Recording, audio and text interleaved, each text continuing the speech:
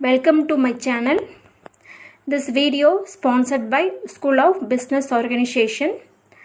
School of Business Organization இது work from home ஆப்பர்ச்சுனிட்டிங்க. இது வந்து 100% ஜென்யூன் அண்ட் ட்ரஸ்டடான ஒரு ஜாபு. ஸோ இந்த ஒர்க்கை வந்துட்டு வீட்டில் இருக்கிறவங்க, so means house wife, job தேடிட்டு இருக்கிறவங்க, ஜாப் பண்ணிகிட்டு இருக்கிறவங்க டெய்லி ஒரு 1 hour டைம் ஸ்பெண்ட் பண்ணால் போதுமானது. இந்த ஜாபை வந்து நம்மளால் எடுத்து பண்ண முடியும்.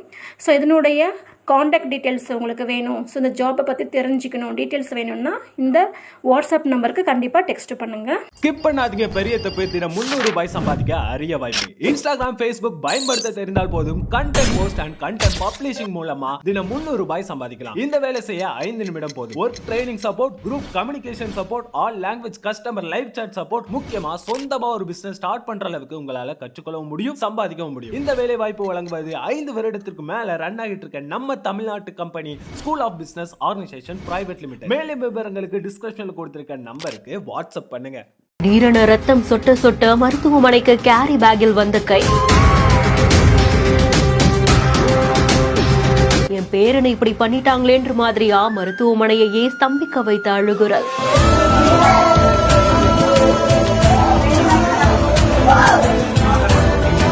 தன் மகளிடம் பேசியதற்காக ஒரு தந்தை இப்படி செய்தாரா?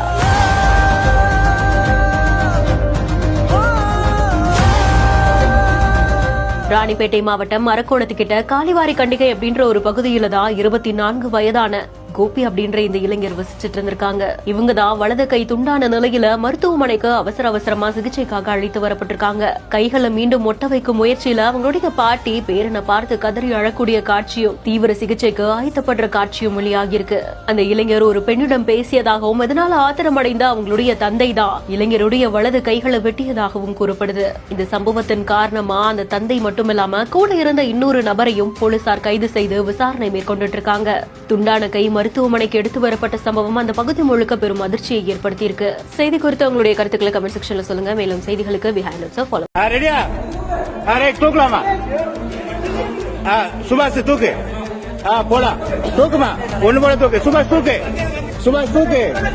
சுபாஷ் தூக்கு. சுபாஷ் சைடு. அப்படிதான். அப்படிதான்.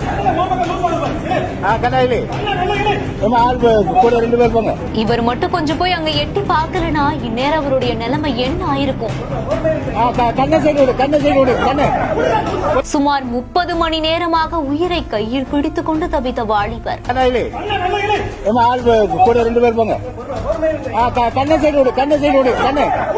கொஞ்சம் லூஸ் விடுமா. சுபாஷ் லூஸ். நீளமா இல்ல. வலையை போட்டு 60 அடி ஆழ கிணற்றிலிருந்து பத்திரமாக மீட்ட தீயணைப்பு வீரர்கள்.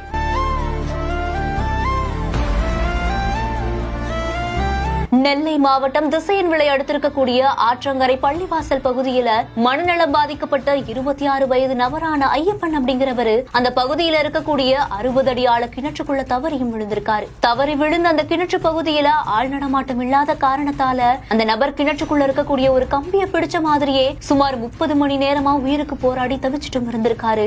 தனக்கு உதவ யாருமே வரமாட்டாங்களான்னு ஏங்கி தவிச்சிட்டு இருக்கக்கூடிய அந்த சமயத்துலதான் கடவுள் போல அந்த வழியா ஒரு நபர் எதிர்ச்சியாவும் போயிருக்காரு. கிணற்றுக்குள்ள மர்மமான முறையில சத்தத்தை கேட்டதுமே கிணற்றுக்குள்ள எட்டியும் பார்த்திருக்காரு. அப்ப ஐயப்பன் கம்பிய பிடிச்ச மாதிரியே உயிருக்கு போராடிட்டு இருந்ததை பார்த்ததுமே ராதாபுரம் தீயணைப்பு வீரர்களுக்கு தகவலும் கொடுத்து சம்பவ இடத்துக்கு விரைந்து வந்து அந்த நபரை மீட்கக்கூடிய பணியிலையும் ஈடுபட்டிருக்காங்க. கிணற்றுக்குள்ள உயிருக்கு போராடிட்டு இருக்கக்கூடிய அந்த நபரை கயிறை கட்டி பத்திரமாவும் மீட்டு மருத்துவமனைக்கு அனுப்பியும் வச்சிருக்காங்க.